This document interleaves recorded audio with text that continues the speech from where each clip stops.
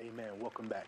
Well, my next guest, you've already heard a great deal from him already as the night has progressed. He is our first worship guest tonight, and his name is Marvin Mumford. And we're going to talk a bit about his latest project, Rescued Me. Marvin, thank you for coming, man. Thank you for having me tonight, bro. Tell me about who you are and what's your story, man. Then let's talk about this extremely inspirational CD that you have. Like you said, my name is Marvin Mumford, and I live here in Atlanta now. Okay. I'm from Virginia, and I moved here about 4 years ago. The title of the CD, Rescued Me, is my life story. Really, is my life story. The things that God has rescued me from myself. From my habits, from my ways, from my life of just craziness, and so this CD was a journal of my conversation to the Lord, because as a worship leader, I do a lot of worship songs, but most of the songs we do now are about God, but we've stopped talking to God. Oh, that's good. And so this CD is just a conversation of me talking to God about my heart and who I am and where I am and where He's brought me from, man. Wow. Rescued Me. Rescued me. Every CD, and I say this all the time, every project has, I guess, a pressure attached to it. Right. It's the thing that caused you to create the lyrics, to compilation of the music and tones and everything. And so our testimonies are normally that specific. Tell me, this is always a difficult question. You already know what I'm about to say. Out of this CD, tell me your top two, and give me the story behind it. Well, the top two would be Rescued Me, the title cut. Obviously. And Beautiful. And that's one of the songs I'll be doing later on.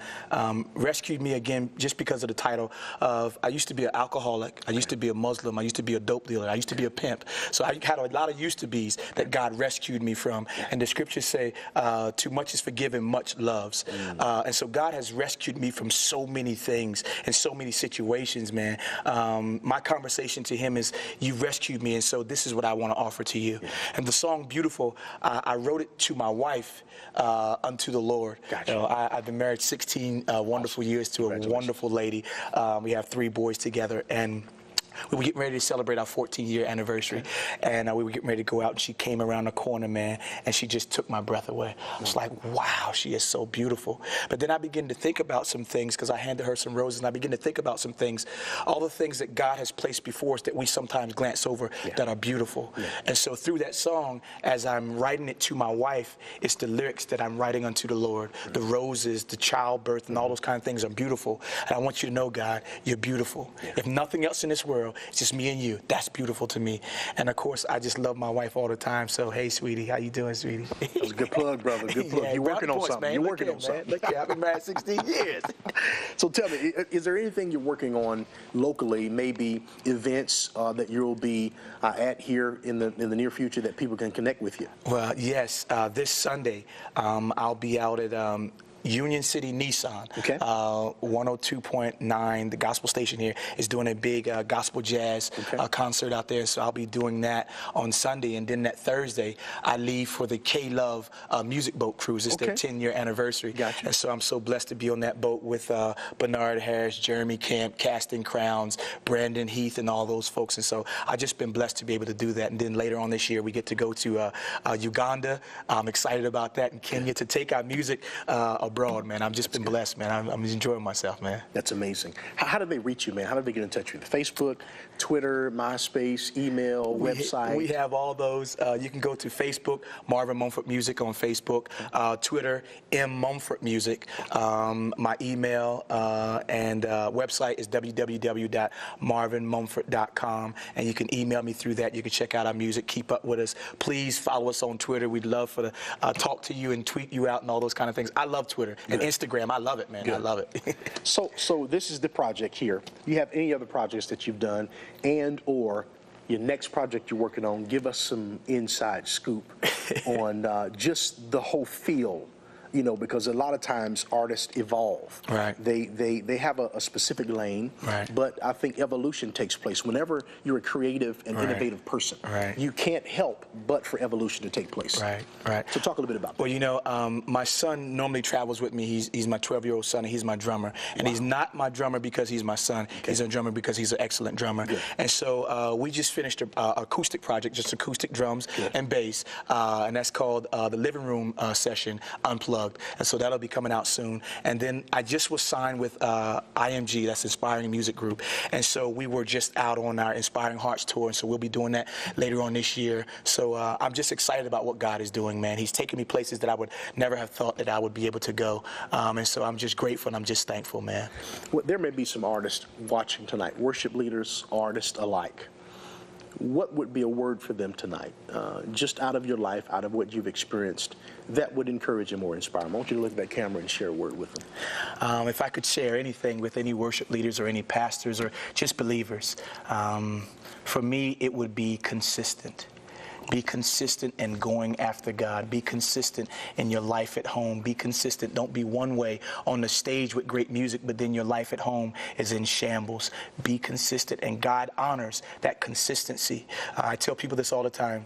God blesses the presentation when we stand on stage, but he also blesses the preparation. What am I putting into my time with the Lord? And so spend some time in the Word and love on God, and I guarantee you he'll love on you. Wow, that's amazing. Private preparation. Yes.